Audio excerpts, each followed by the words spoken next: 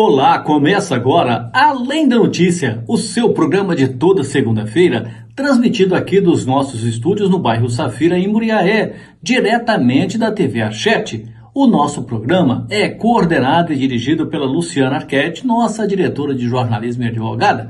E você já sabe, tem alguma coisa para nos enviar? 329-9144-6669. Você já sabe, aqui é o jeitão todo especial de transmitir e falar as notícias do jeito que você gosta e espera que elas sejam. Nós vamos girar nossa vinheta e voltaremos já já, aqui direto dos nossos estúdios. Já te falei, no bairro Safira. Não se esqueça, se inscreva no nosso canal, acione o sininho. Assim, toda vez que tiver alguma coisa nova, você será avisado. Ajude o Além da Notícia TV Archete a crescer cada vez mais. E obrigado a você que nos assiste. É rapidinho, é pá e bola.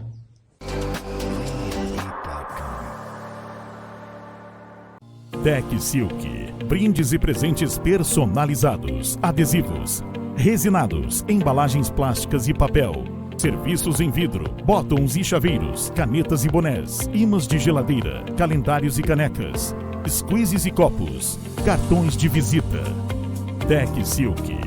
Rua Mários Dornelas 124, Barra Muriaé. Atrás da Igreja Católica, no prédio da Maçonaria. WhatsApp 32 988 99 2007 32 98868 5841.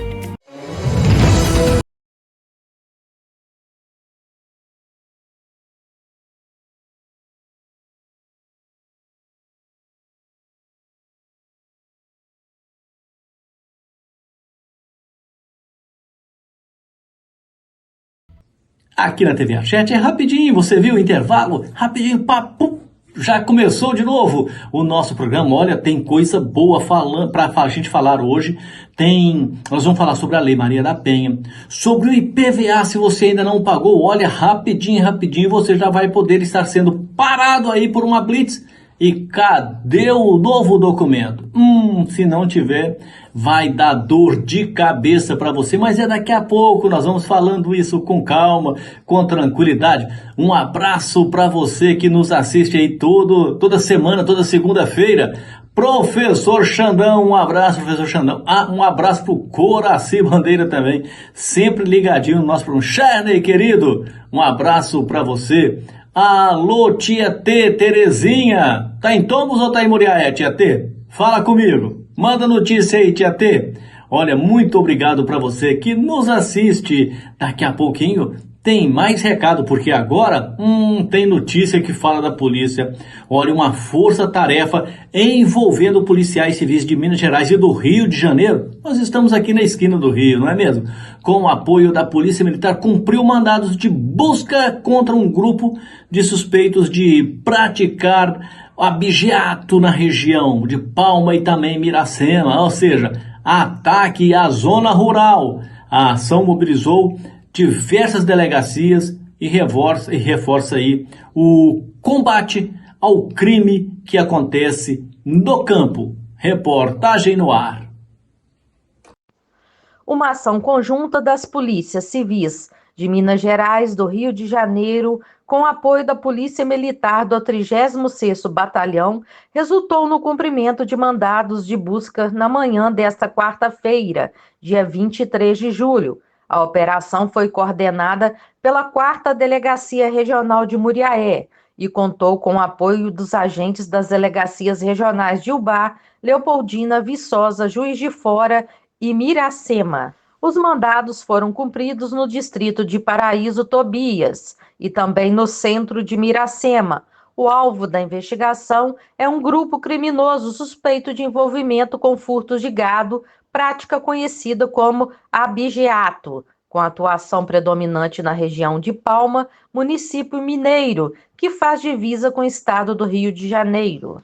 Durante a operação, um jovem de 18 anos foi detido com drogas e encaminhado à delegacia de Miracema. Além disso, diversos aparelhos celulares foram apreendidos e serão analisados pelos investigadores que buscam reforçar os elementos probatórios sobre a atuação da quadrilha. Olha, essa ação aí articulada entre as forças policiais dos estados de Minas Gerais e Rio de Janeiro demonstra o avanço na repressão ao crime organizado no meio rural. Todo mundo sabe, ali é mais difícil chegar ao policiamento, de ter aquele patrulhamento ostensivo. E muitas pessoas hoje têm propriedades rurais, pequenas chácaras, pequenos sítios, e você nunca sabe se é alguém do bem ou não que está chegando à sua propriedade. A investigação que resultou no cumprimento dos mandatos em Miracema e Paraíso, Tobias, foca uma quadrilha especializada em furto de gado, que é chamado de abigeato. Crime que impacta fortemente aí pequenos e médios produtores.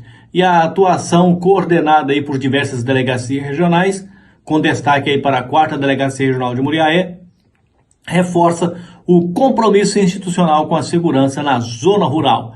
E por falar em zona rural, na segurança, a Polícia Civil de Minas aprovou a criação de uma delegacia especializada de repressão a crimes rurais em Muriaé. A iniciativa vai atender as demandas da comunidade rural, da comunidade do interior, dos nossos distritos, da nossa zona rural, reforçando a segurança no meio rural. Reportagem no ar. A Polícia Civil de Minas Gerais deu mais um passo no fortalecimento da segurança no meio rural. Em reunião realizada nesta terça-feira, 23 de julho, foi oficialmente aprovado o projeto de implantação da Delegacia Especializada de Repressão a Crimes Rurais, no município de Muriaé. A iniciativa marca um avanço estratégico no atendimento às demandas específicas das comunidades rurais na região. Durante o encontro, foram discutidos os aspectos técnicos da proposta, que recebeu parecer favorável e autorização para seguir para as etapas seguintes. O projeto agora avança com a participação da Superintendência de Investigação e Polícia Judiciária, da Assessoria de Planejamento Institucional, da Assessoria de Comunicação, do 4º Departamento da Polícia Civil de Juiz de Fora e da 4ª Delegacia Regional de Muriaé. Olha, a criação da Delegacia Especializada de Repressão a Crimes Rurais em Muriaé representa um marco importante na política da segurança pública voltada ao campo. A decisão aprovada em reunião técnica na semana passada, ela visa não apenas a repressão, mas também a eficácia, ajudar a economia do campo, ajudar o meio rural.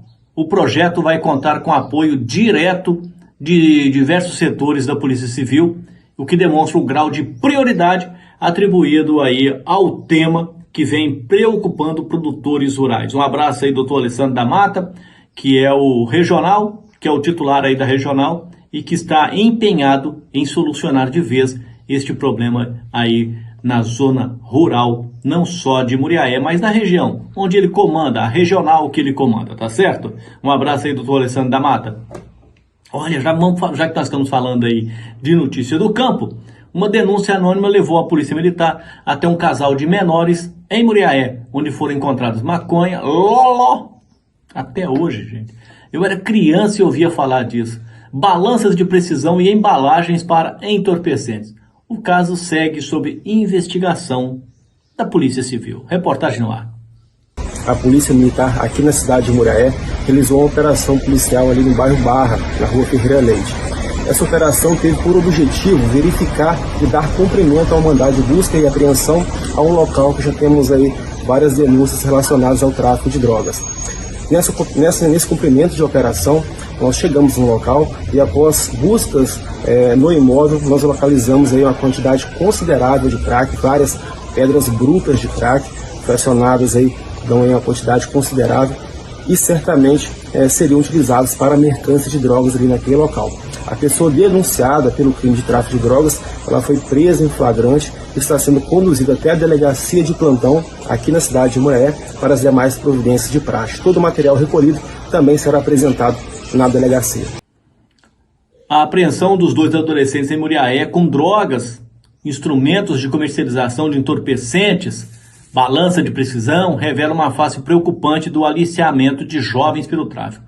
A ocorrência registrada no bairro São Joaquim levanta questões sobre a vulnerabilidade social. Não adianta a Prefeitura, a Secretaria de Desenvolvimento Social trabalhar, a Secretaria de Direitos Humanos trabalhar como trabalham, e o crime vem e contrata, capta, coopta essas pessoas aí, esses jovens aí, que acabam entrando cedo no mundo do crime. E para sair, meu filho, não é fácil não.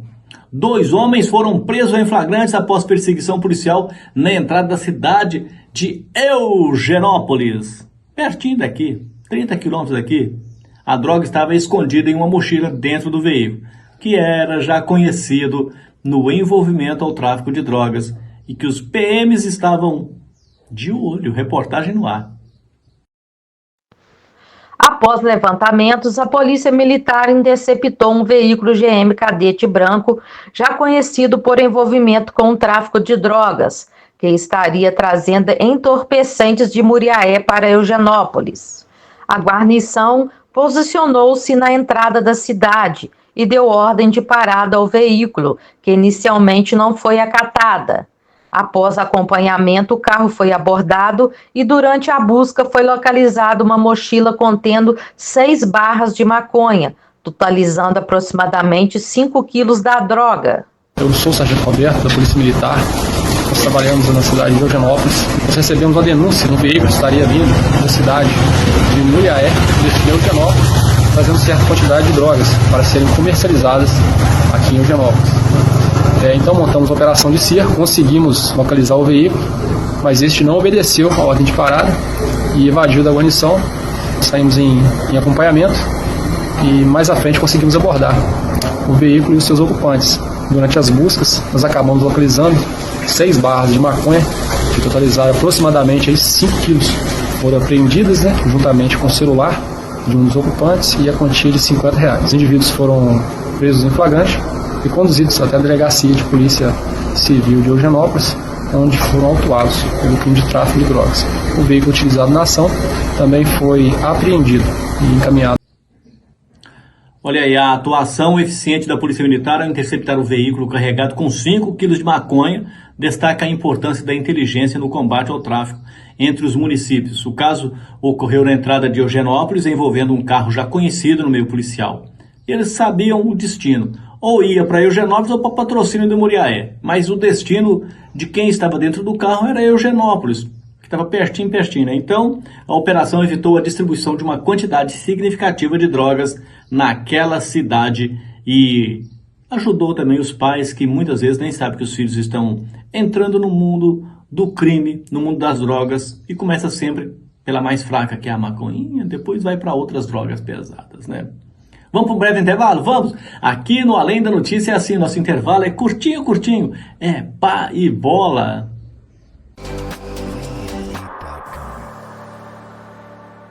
Olá, somos a Editora Gráfica. Desde 1978, oferecendo o melhor em serviços gráficos.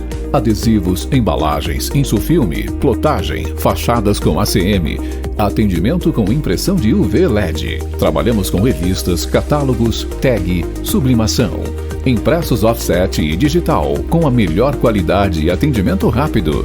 Faça seu orçamento. Celular WhatsApp 32 98889 9991. Fixo WhatsApp 32 3722 2828. Desconfianças, segredos, situações que exigem provas concretas. A verdade está ao seu alcance com as G10 Investigações. Atendimento em todo o Brasil. Atuação rápida, eficaz e com sigilo absoluto. Detetive Falcão está pronto para agir onde for preciso.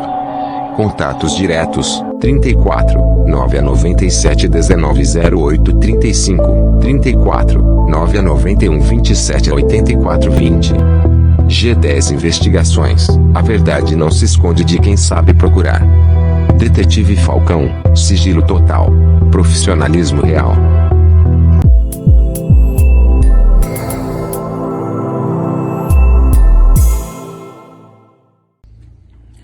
Um abraço aí para Inês. Ei, Inês, toda semana quando o programa termina ela liga pra gente para comentar o que nós falamos aqui no programa, né? Um abraço para você, Inês. Um abraço pro Teodorico Torres, pro Robério. O Robério vai lançar um livro na próxima semana. Daqui a pouquinho eu vou falar do livro que será lançado pelo Robério Torres. Não é na próxima semana não, no sábado. Vai ser no sábado, isso mesmo, no sábado ali na Fundarte, lá no Teatro Zacarias Marques. Daqui a pouco eu vou falar mais detalhes sobre este importante lançamento de mais um livro psicografado pelo Robério Torres. Mas agora, vamos falar de coisas que acontecem no dia a dia. Quem nunca recorreu aí a uma loja de bairro para resolver um aperto no momento de uma obra, ou até mesmo para um pequeno reparo necessário?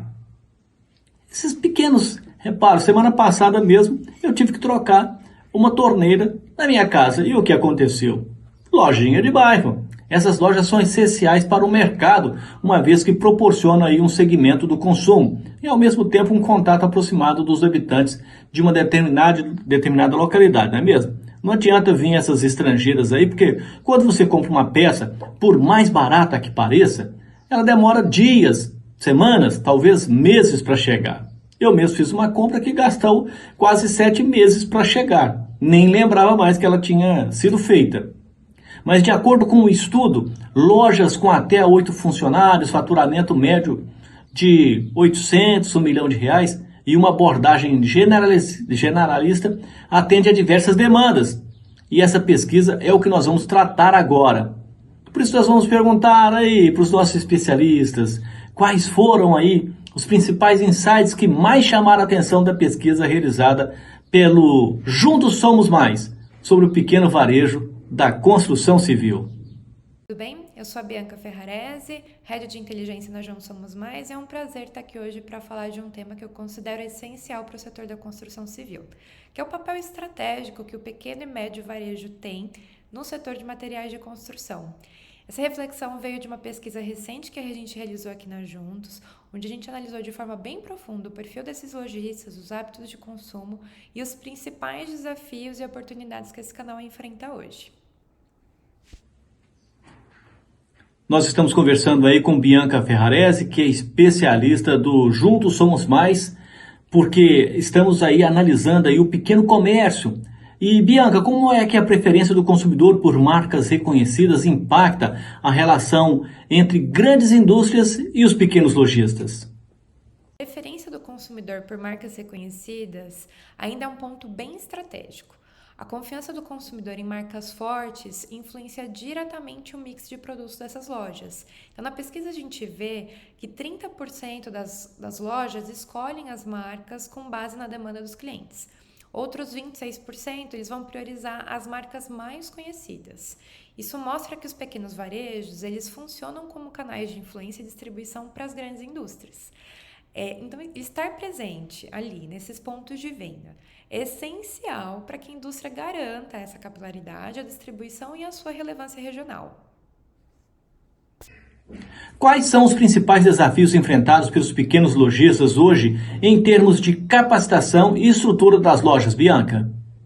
Hoje, no pequeno varejo, muitos lojistas acumulam múltiplas funções. Então, eles são vendedores, eles são estoquistas, administradores, compradores e tudo ao mesmo tempo. Então, isso dificulta a profissionalização e o acesso aos conteúdos de capacitação. Fora isso, a gente também vê limitações físicas e de infraestrutura na loja, que muitas vezes impedem, por exemplo, uma exposição mais eficiente dos produtos.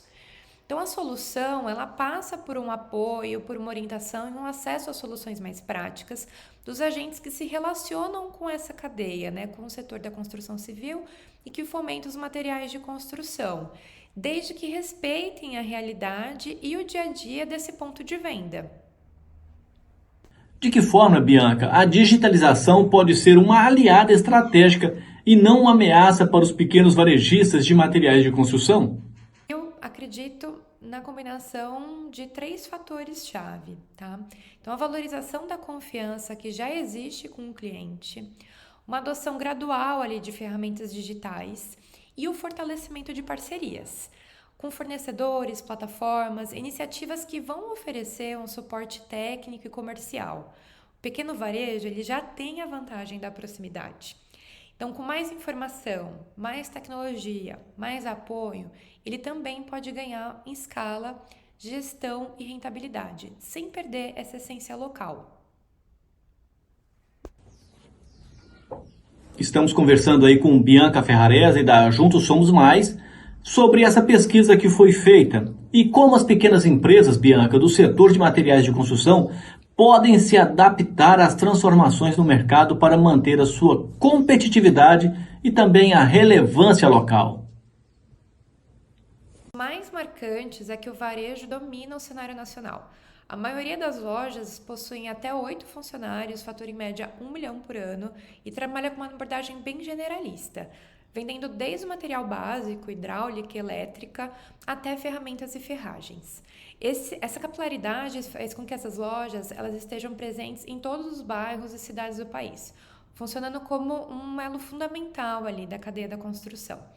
Outro dado que chama atenção é que 91% dos consumidores não fazem pesquisa antes de comprar nessas lojas e 65% nem consultam lojas online. Ou seja, a conveniência e a proximidade ainda são grandes diferenciais.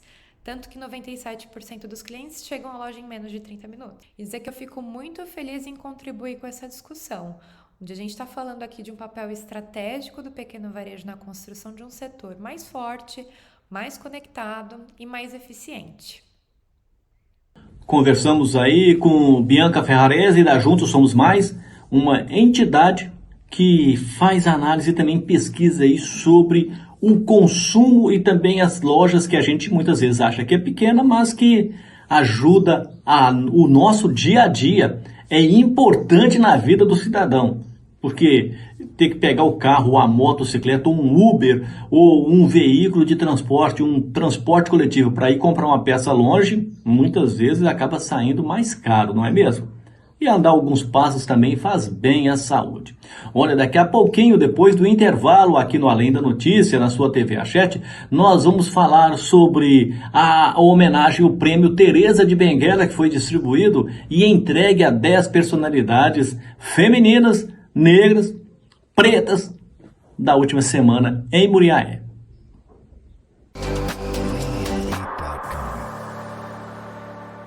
Nós somos a NBio Consultoria Ambiental e trazemos para você assessoria, consultoria ambiental e agronômica para melhorar e otimizar o crescimento sustentável do seu negócio. Com práticas que equilibrem o desenvolvimento econômico e a preservação ambiental, realizamos diversos serviços como licenciamento, regularização e gestão ambiental, processos ligados à fauna e flora, monitoramentos, processo de intervenção ambiental e recuperação de áreas, regularização, recursos hídricos, outorgas, laudos técnicos periciais e extensão rural sustentável e projetos para crédito rural. WhatsApp 34 99864 0074. Venha para o restaurante.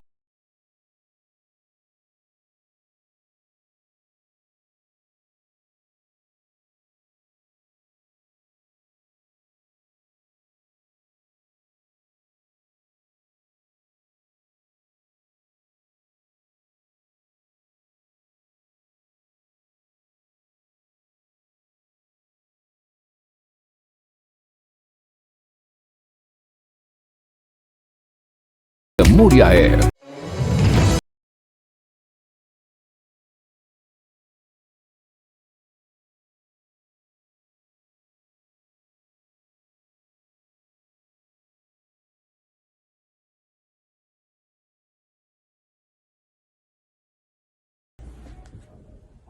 Estamos de volta aqui no Além da Notícia. Um abraço, Luzia Santos, Alexandre Santos, meus padrinhos em Muriaé. Nossa, um abraço para vocês. Um abraço, Muriel Gomes, nos acompanhando lá em Uberlândia. Liamar, minha presidente do sindicato. Ah, não é presidente mais não? Ah, vocês vai ser sempre eterna presidente, Liamar. Um abraço para você. Nilda Gregório, não é o Gregório José, mas é a Nilda Gregório. Sempre ligadinha, sempre acompanhando. Dona Eleusa Pequi, mãe da Ângela Pequi, com quem eu tenho grande apreço, consideração, maior carinho por essa mulher fantástica. E as mães peregrinas continuam reunindo? Então tá certo, Dona Eleusa, um abraço para a senhora e para todos aí de Tupacite, a terra tupaciguara quente. Doutor Gilmar de Souza Freitas, um abraço. Marcelo Spirandelli, um abraço. Lindomar Furniel, ligadinho no Além da Notícia. Um abraço a todos vocês, meus irmãos de fé, meus irmãos de vida, meus irmãos de jornada. Como eu falei antes do intervalo, a Prefeitura de Muriaé, através da Secretaria Municipal de Direitos Humanos e de Cidadania, fez a entrega da 3ª edição do Prêmio Teresa de Benguela, que celebrou a trajetória de resistência e também o protagonismo feminino, principalmente de mulheres pretas, que muitas vezes são esquecidas e que fazem muito bem e importante papel na nossa sociedade. Um reconhecimento dessas mulheres que atuam na transformação social da cidade com coragem e muita dedicação. Reportagem no ar. A Prefeitura de Muriaé realizou a 3ª edição da Honra ao Mérito Teresa de Benguela, uma cerimônia que reconhece e valoriza mulheres negras por suas histórias de vida, atuação profissional e engajamento social, além de contribuição para uma cidade mais justa e inclusiva. A homenagem foi promovida pela Secretaria Municipal de Direitos Humanos e Cidadania e contou com a presença de autoridades municipais, representantes da sociedade civil, familiares e convidados. A noite foi marcada por emoção, representatividade e reconhecimento, reunindo lideranças das áreas de educação, cultura, saúde, assistência social, juventude e movimentos culturais de base. Olha, a 3ª edição da Honra ao Mérito Teresa de Benguela foi um importante momento, um ato de reconhecimento aí da trajetória das mulheres negras que lutam diariamente contra a desigualdade social, racial e econômica, por que não? O evento promovido pela Prefeitura de Muriaé reforça o simbolismo da liderança histórica de Teresa de Benguela e da sua luta por liberdade e por dignidade. A cerimônia vai além de homenagear, é um gesto político de liberdade, de assistência social e que valoriza as histórias de superação e o protagonismo feminino negro em áreas como educação, cultura, saúde e na sociedade, na sua região. São mulheres aí fantásticas que merecem muito mais do que este reconhecimento. Já que nós estamos falando de mulheres, na última semana também aconteceu, com a presença de autoridades, liderança, sociedade civil, o encontro Conferência da Mulher de Muriaé, debate de políticas públicas e empoderamento. Reportagem no ar. A Conferência da Mulher de Muriaé consolidou-se como um espaço de diálogo, escuta e construção coletiva em torno dos direitos e da valorização das mulheres no município. O evento reuniu representantes do poder público, sociedade civil e lideranças locais, em mais uma edição marcada pelo protagonismo feminino e pela mobilização por políticas públicas inclusivas e efetivas. A programação teve início com a apresentação cultural interpretada em Libras, seguida por momentos institucionais e a composição da mesa de autoridades. Muriaé é referência na participação social, num espaço em que a gente possa dialogar de forma aberta, né? Um espaço em que a gente pode se olhar, que a gente pode pensar junto estratégias, e é por isso que a nossa cidade é uma cidade que está se destacando na zona da Mata Mineira. Porque olha só o tanto de secretárias que nós temos nessa gestão do Dr. Marcos Guarino. Olha quanto essas mulheres elas são comprometidas, competentes, olha quanto de vereadoras que nesse mandato a gente tem na Câmara Municipal de Muriaé. Isso é reflexo de uma sociedade que está pensando, né, em evoluir, em se desenvolver, e a participação das mulheres em toda a sua história. Da Cássia, da Ivonete, da Monique, quero cumprimentar as demais autoridades e principalmente vocês que vieram participar dessa conferência. A Cássia falou que todos os dias, né, a gente tem que provar que a gente realmente está no lugar certo e fazendo o que a gente gosta. Eu sinto isso todos os dias quando eu saio de casa. Eu sou cobrada mais ainda, eu acho que é porque ser mulher de prefeito, né, me põe nessa situação. E eu não estou aqui por ser mulher de prefeito, pelo menos eu acredito nisso, acredito no que eu faço e faço por vocês. O Poder Público Municipal tem mais mulheres servindo aos cidadãos. seja na educação, na saúde, nas secretarias. Vocês são maioria e continuarão a ser. Ontem, na posse dos novos servidores, a grande maioria foi composta de mulheres, mães, educadoras e cuidadoras. Que essa conferência seja um marco de transformação, sigamos juntos com respeito, escuta e ação. Mulheres, o futuro passa por vocês. E só para terminar, devido à situação política que nós estamos vivendo, só uma frase: democracia sempre. Olha, com uma programação rica e plural, a Conferência da Mulher de Muriaé consolidou-se como um espaço da construção coletiva de escuta ativa sobre os direitos das mulheres. A participação de lideranças do poder público e da sociedade civil garantiu aí a representatividade e o aprofundamento de temas urgentes como saúde, violência de gênero, trabalho e principalmente empoderamento, tão discutido no dia de hoje, não é mesmo? Muito importante este engajamento das participantes, o que evidencia a necessidade de manter esse espaço vivo, comprometido e com ações concretas que melhorem aí a vida das mulheres, não só de Muriaé, mas de toda a região. Vamos para um breve intervalo. Volto já para falar, sabe o quê? Sobre a Lei Maria da Penha. Tem um bigodudo aí que entende pra caramba, é bastante polêmico, mas vai ajudar a gente a entender um pouquinho essa lei aí, tão conhecida e tão falada, e que muitas vezes nós deixamos ela esquecida num cantinho.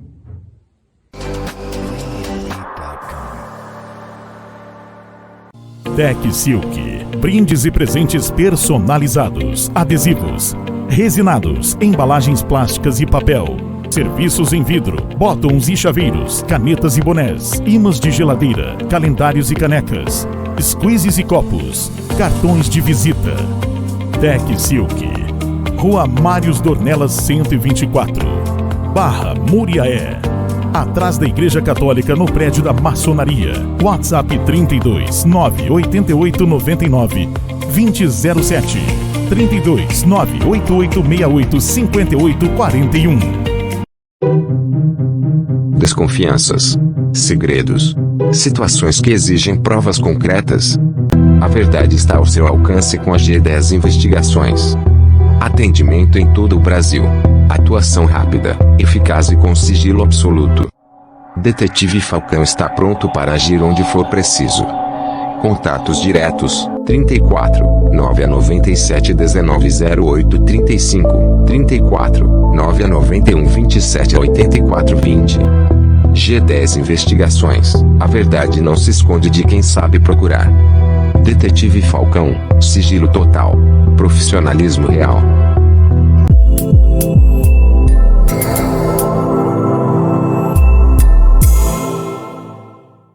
Estou de volta aqui no Além da Notícia, o seu programa na TV Achete, que é exibido toda segunda-feira às 7 da noite. O nosso espaço, você já sabe, é liberal e é para você ocupar. E nós já estamos aí 100 mil, graças a Deus. Eu quero agradecer a todos vocês aí que nos ajudaram a chegar neste número fantástico em tão curto espaço de tempo e num canal de rede social que muitas vezes as pessoas acham que é muito tempo, 1 hora é muito tempo.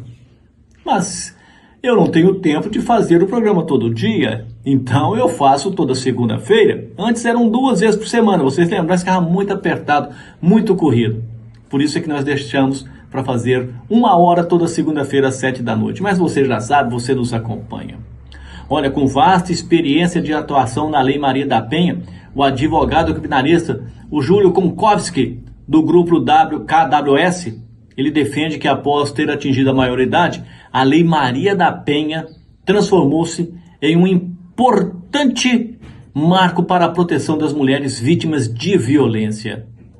E o que é importante, doutor Júlio, o senhor poderia explicar para nós, brevemente, o que é a Lei Maria da Penha, a finalidade, as principais restrições que ela impõe? A Lei Maria da Penha é um poderoso instrumento de proteção às mulheres vítimas de violência doméstica e familiar.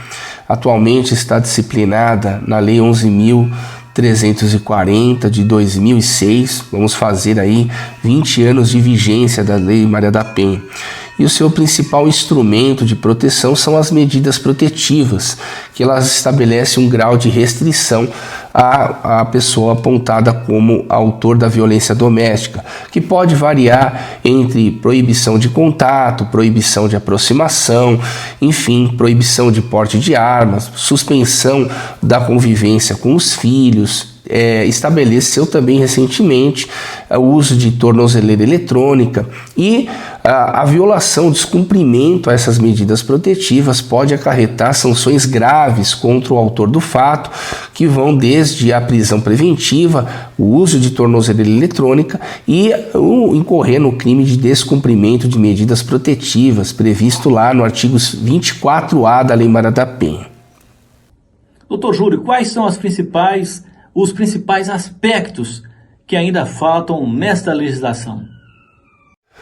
Apesar da Lei Maria da Penha ser um instrumento importante e poderoso no enfrentamento da violência doméstica, eu entendo que ela pecou em deixar de regulamentar um rito de defesa para o homem intimado de medidas protetivas, também não contemplou a forma de impugnação da decisão que concede ou prorroga medidas protetivas. Hoje cada juiz adota o seu critério, isso fere essa uniformização, isso traz insegurança jurídica também. É importante que o legislador regulamentasse a forma recursal para que não houvesse uma escolha de cada juiz.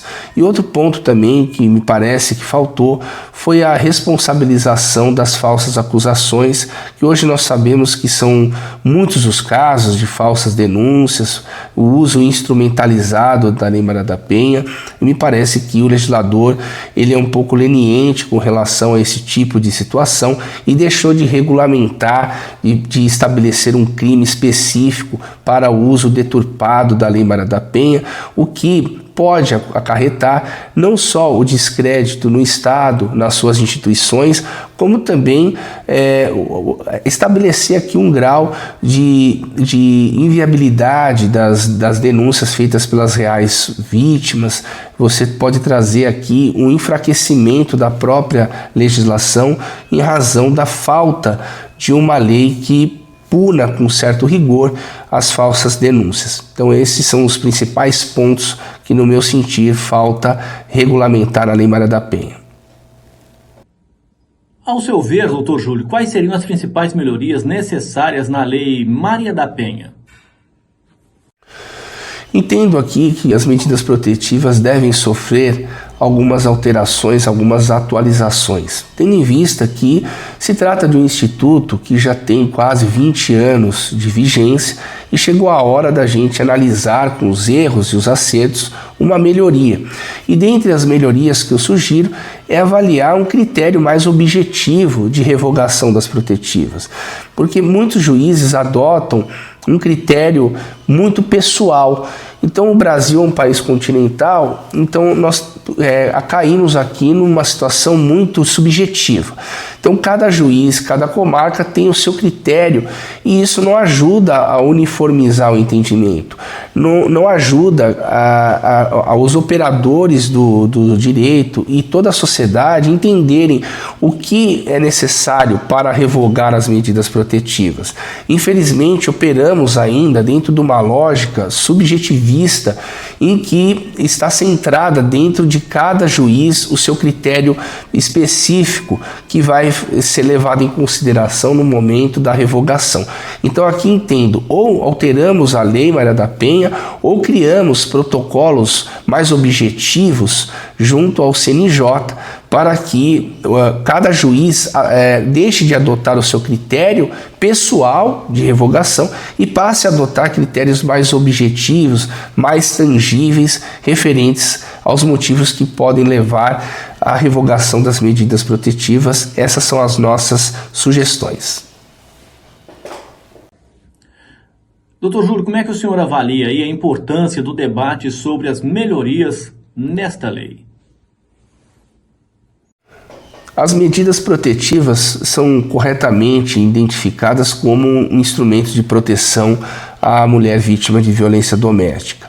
E elas duram por prazo indeterminado. É assim que a Lei Maria da Penha traz, né, principalmente a partir da Lei 14.550 de 2023 e sacramentado aí pelo STJ, que entendeu que as protetivas vigoram por prazo indeterminado. Elas estão condicionadas à cessação do risco. Enquanto houver risco, as medidas protetivas continuam vigorando, continuam valendo. Ocorre que, apesar da própria lei estabelecer um prazo indeterminado e também o STJ confirmar, endossar isso, nós vemos algumas decisões prorrogando as medidas protetivas por 6 meses, 1 ano ou 2 anos. Isso foge completamente da noção de uma medida protetiva baseada em um risco. Quando o juiz ele fixa um prazo de duração para as medidas protetivas, o que ele está fazendo, na verdade, é adivinhando quando o risco vai acabar. E não há como, nesse momento, saber quando o risco vai acabar. É necessário, para que isso aconteça, uma reavaliação periódica. Eu sugiro aqui a cada 3 meses, né, fazendo analogia com a prisão preventiva, uma vez que a cada 3 meses o juiz vai reavaliar a necessidade ou não da prisão preventiva. E sugiro que adote esse mesmo critério para as medidas protetivas. A cada 3 meses o juiz caberia fazer uma análise pontual, casuística, sobre a necessidade e não prorrogar por um prazo pré-determinado de 6 meses, 1 ou 2 anos, o que geraria um problema, um constrangimento ilegal, porque o risco, entendo eu, que pode cessar antes desse período. E se o risco cessar antes desse período, toda aquela restrição posterior é uma forma de constrangimento ilegal e por essa razão entendo que haveria necessidade de o juiz avaliar periodicamente cada situação concreta para então revogar as medidas protetivas. Conversamos aí com o advogado criminalista Dr. Júlio Konkowski, do grupo KWS, que nos falou um pouquinho sobre a Lei Maria da Penha. Mas esse assunto não foi esgotado. Daqui uns dias nós conversaremos com o doutor de novo para explicar um pouquinho melhor para nós sobre outros aspectos aí. Um advogado polêmico que sabe muito bem como entender bem essa lei que é dúbia. Vamos para um breve intervalo? Vamos! Daqui a pouquinho tem mais notícia e você já sabe. É aqui no Além da Notícia.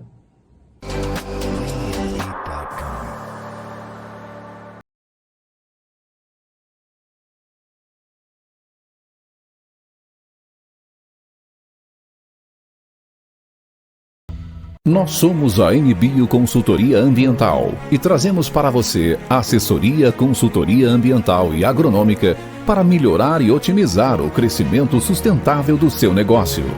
Com práticas que equilibrem o desenvolvimento econômico e a preservação ambiental, realizamos diversos serviços como licenciamento, regularização e gestão ambiental, processos ligados à fauna e flora, monitoramentos, processo de intervenção ambiental e recuperação de áreas, regularização, recursos hídricos, outorgas, laudos técnicos periciais e extensão rural sustentável e projetos para crédito rural.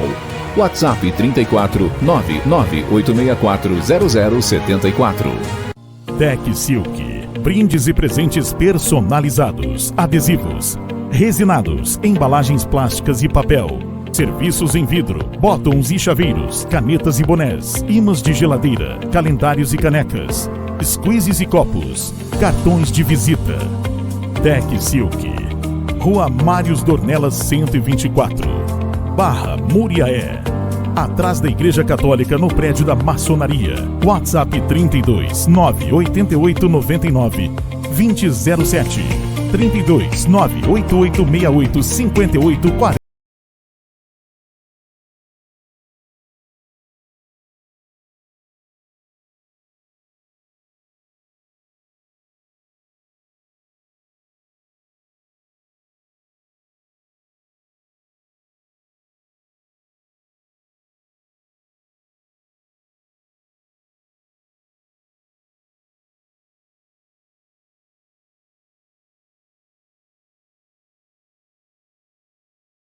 Bairro Safira, Muriaé.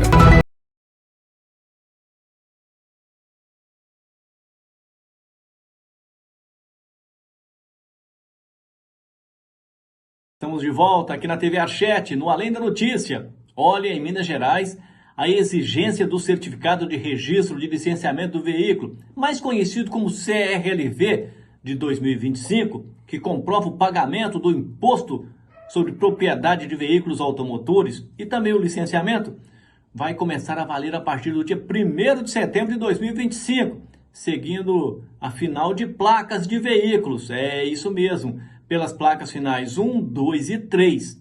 A exigência será a partir de setembro e assim por diante, de acordo com o cronograma estabelecido, e já tem notícias circulando aí na rede social.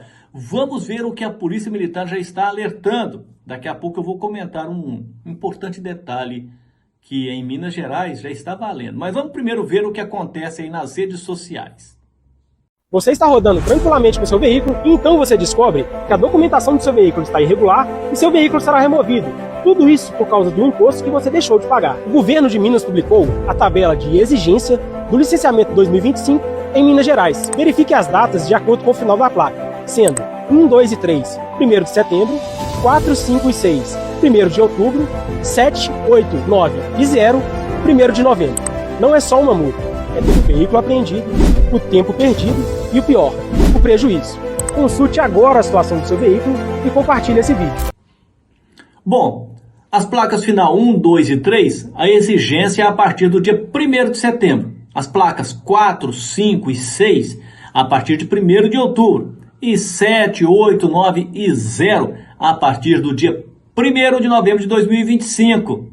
Mas você está com o IPVA atrasado? Ele pode ser apreendido? Essa é uma preocupação comum entre os motoristas e proprietários de veículos, os condutores, sobre a possível apreensão do veículo em caso de atraso do pagamento do IPVA. Legalmente, o não pagamento deste imposto por si só não é motivo para reter o veículo. Contudo, a situação se complica quando o licenciamento anual não é renovado. Ele depende da quitação do pagamento do imposto. Metade fica para o Estado e a outra metade para o município onde ele foi emplacado. Rodar com o veículo sem licenciamento atualizado é uma infração. Essa sim pode resultar na apreensão do automóvel pelas autoridades de trânsito. Agora, uma coisa que ninguém sabe aqui em Minas Gerais é que se o policial mandou parar, olhou e falou, seu documento está atrasado, é que você pode pagar através do Pix na hora e o veículo não vai ser apreendido. Isso já está valendo em Minas Gerais, mas poucas pessoas sabem. A Assembleia Legislativa aprovou isso ano passado. O Zema tornou lei, mas nem mesmo policiais militares que realizam essas blitz aí para o Estado sabem disso.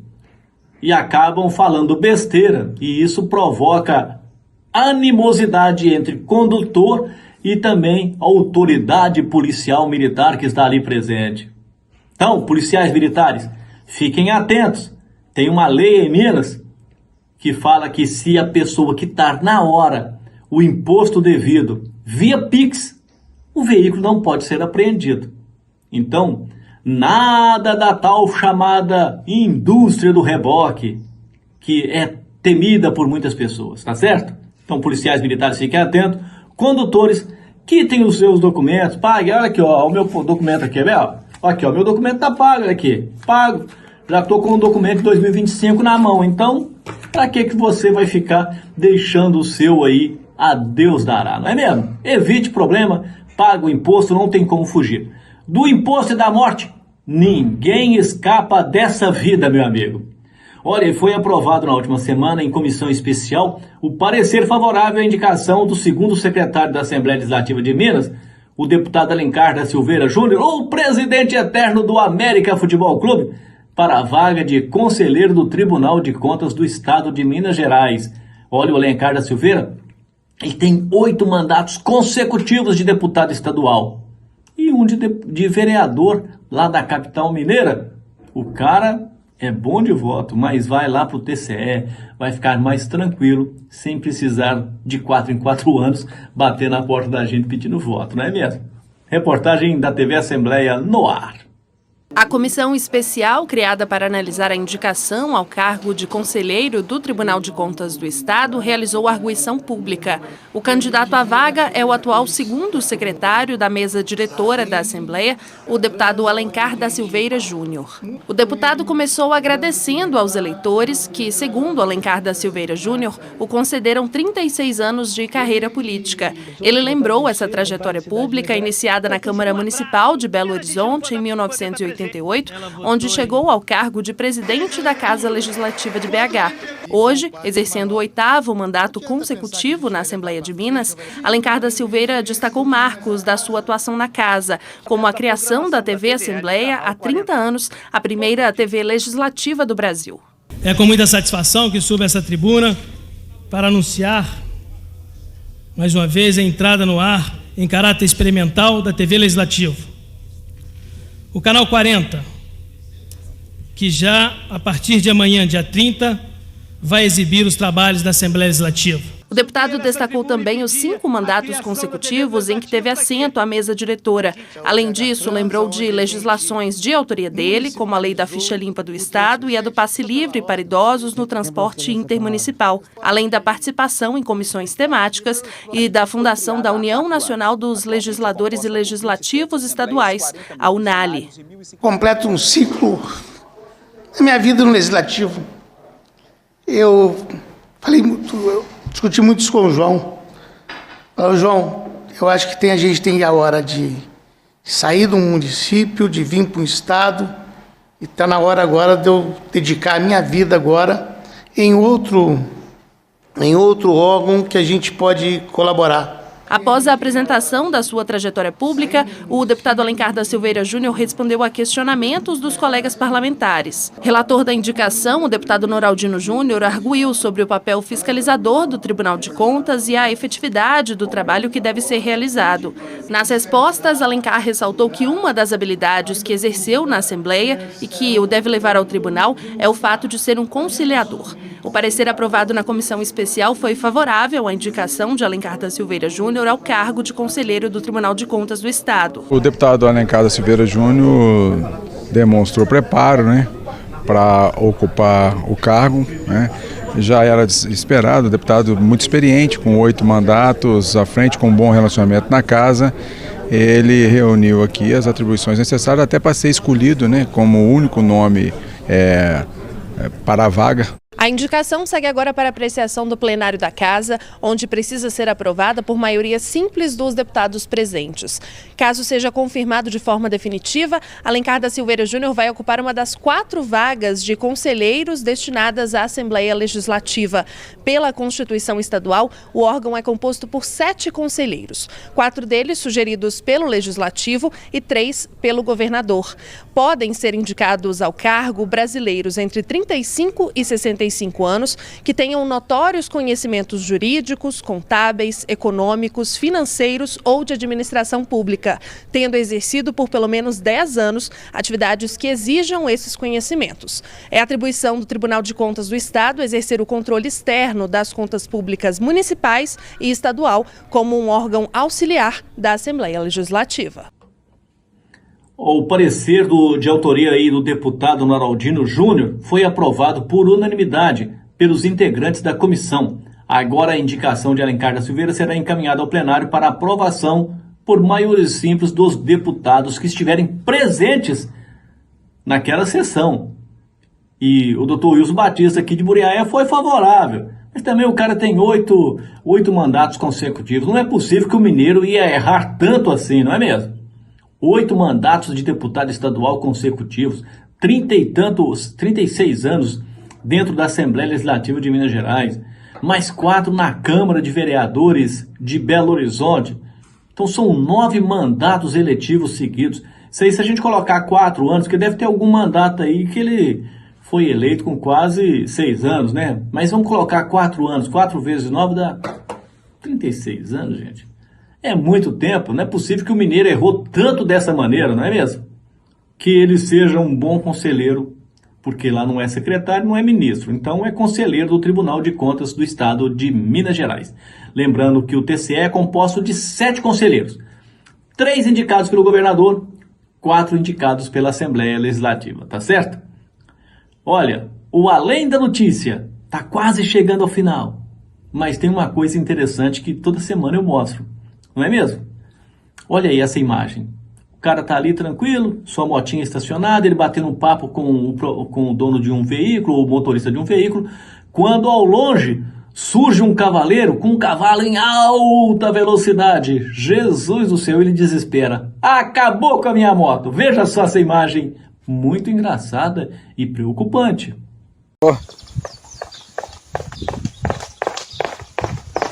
A minha moto! Nossa! Quebrou a moto toda. Puta que pariu. Eu falo, gente, o pessoal tenta montar a cavalo e não dá conta. Aí o animal dispara, vai para cima do veículo, o cavaleiro que tá lá em cima não dá conta de segurar e de parar o cavalo a tempo. O que acontece? Ele passa em cima de uma motocicleta, bate no carro. Eles não mostraram na sequência, a pessoa que filmava não mostrou a sequência, mas o animal se feriu. O condutor do cavalo, que estava ali em cima, galopando, também se machucou, mas isso não foi mostrado na filmagem. E esse sujeitinho aí, hein? Foi fazer uma entrega, olhou assim aquele casarão, achou bonita aquela casa enorme, ele estagiário, foi fazendo uma entrega, olhou do lado, viu um espelho d'água e achou que era um piso comum e... tibum! Olha só na imagem.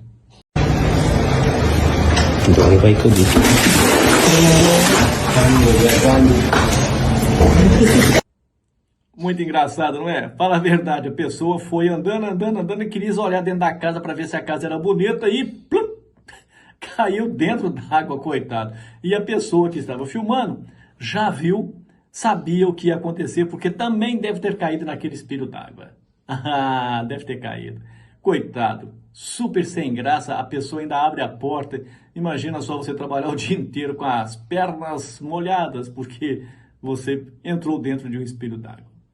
Olha, o Além da Notícia vai chegando ao final, mas você já sabe, nós temos um compromisso na próxima segunda-feira, às 7 da noite, aqui na TV Archet, o seu canal do YouTube. Quero agradecer aí a direção do nosso programa, pela Luciana Arquette, nossa diretora de jornalismo e também advogada. E você quer mandar um alô, quer mandar um recado? 329-9144-669. Ah, um abraço lá pro pessoal de Miradouro. Ana Cláudia Oliver, um abraço para você. Ana Paiva, um abraço para você, todos ligados em Miradouro. Olha, a Luciana tá passando um recadinho ali. Pode escrever com calma, Luciana. Pode escrever com calma para eu tentar entender essa letra aí. Ah, eu esqueci de falar do Robério. Nossa, esqueci de falar do Robério. Mas eu vou falar agora. Vou falar do Robério. Esqueci de falar, mas é porque sábado que vem vai ter o lançamento especial aí do livro psicografado pelo Robério Torres, que é Sei que Nada Sei. Sei que Nada Sei. É o lançamento do novo livro do Robério Torres, psicografado e ditado pelo Espírito José Grosso.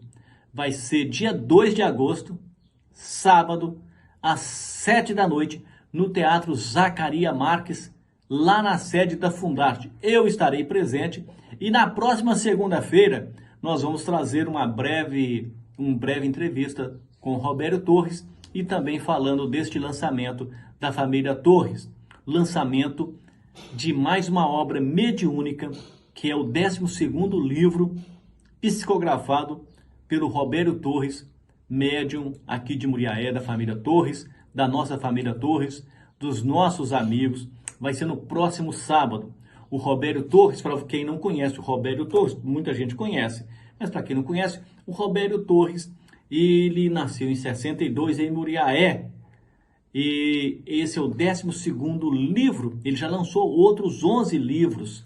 O primeiro foi em 2009, sob o título Sob os Auspícios da Luz. E a partir daí, ele não parou mais, sempre psicografando, sempre lançando um novo livro a cada ano. E Sei que Nada Sei é mais uma obra que merece ser lida, estudada e compreendida. Meus amigos, Obrigado por nos acompanhar. Na semana que vem, eu estarei de volta, aqui às 7 da noite, na TV A7, no Além da Notícia. Um abraço, até lá.